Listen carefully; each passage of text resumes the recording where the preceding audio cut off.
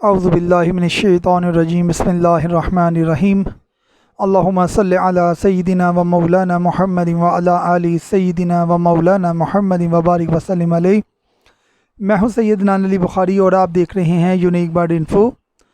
سب سے پہلے بھائیوں سے گزارش ہے جو میرے چینل پہ نہیں ہیں ہمارے چینل کو سبسکرائب کر دیں، ساتھ ہی بیل کے آئیکن کو دبا دیں تاکہ ہماری آنے والی ہر انفارمیٹیو ویڈیو آپ تک بر وقت پہنچ سکے۔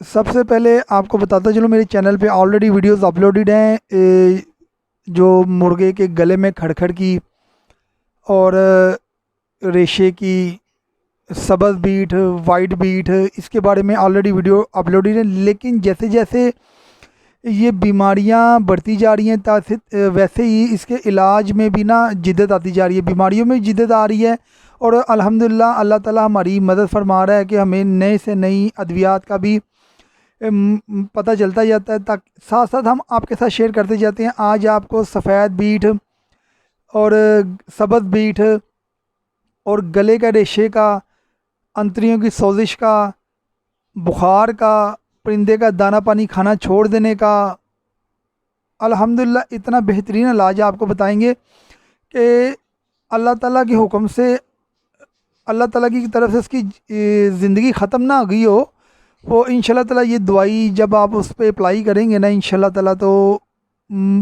کہنا نہیں چاہیے لیکن مرتے ہوئے پرندے بھی اللہ تعالیٰ اس دوائی کے توسل سے انشاءاللہ تعالیٰ اس میں جان ڈال دے گا، اس میں امپرومنٹ آ جائے گی، آپ کا پرندہ ضائع ہونے سے بچ جائے گا۔ تو چلیں ٹاپک کی طرف چلتے ہیں۔ میں ساتھ اسکرین کے اوپر بھی انشاءاللہ تعالیٰ ساتھ چلا دوں گا کہ آپ نے کرنا کیا ہے کہ آپ نے لینا ہے آکسی ڈرل انجیکشن، ساتھ آپ نے ڈیکاڈرون انجیکشن لینا ہے، ان دونوں کو مکس کر کے آپ نے لگا دینا ہے، اور لینی انسولین والی سرنج ہے۔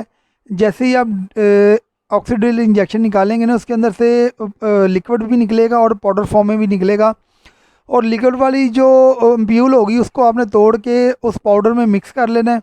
ساتھ ہی جو ڈیکاڈرون کا انجیکشن ہے اس کو بھی آپ نے انسولین والی سرنج کی مدد سے یا بڑی سرنج کی مدد سے آپ نے اس میں سے نکال کے آکسی ڈرل کے اندر مکس کر لینا ہے۔ ان دونوں کو اچھی طرح سے مکس کرنے کے بعد آپ نے کرنا کیا ہے کہ جو فار ایگزامپل چوزا 2 مہینے کا ہے، 2.5 مہینے کا ہے، اس کو آپ نے جو 2-2.5 مہینے کے قریب ہوگا اس کو آپ نے 3 پوائنٹ لگانے ہیں، ٹھیک ہے جی۔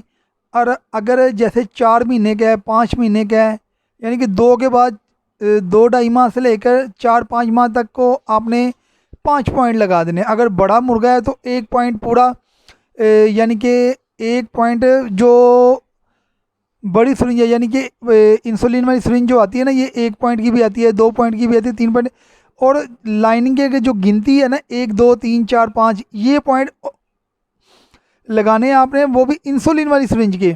لیکن جب بڑے مرغے کو لگانے ہیں آپ نے 3 ml کی سرنج لینی ہے، اس کا جو 1 پوائنٹ لکھا ہوتا ہے وہ آپ نے لگانا ہے۔ میں اسکرین پہ ساتھ ساتھ انشاءاللہ تعالیٰ وہ میں پورا آپ کے ساتھ وہ انسولین سرنج بھی کی پکچر بھی چلا دوں گا، ساتھ وہ جو بڑی سرنج ہے اس کی بھی چلا دوں گا تاکہ آپ کو کی غلطی کی وجہ سے پرندے کی جان نہ چلی جائے۔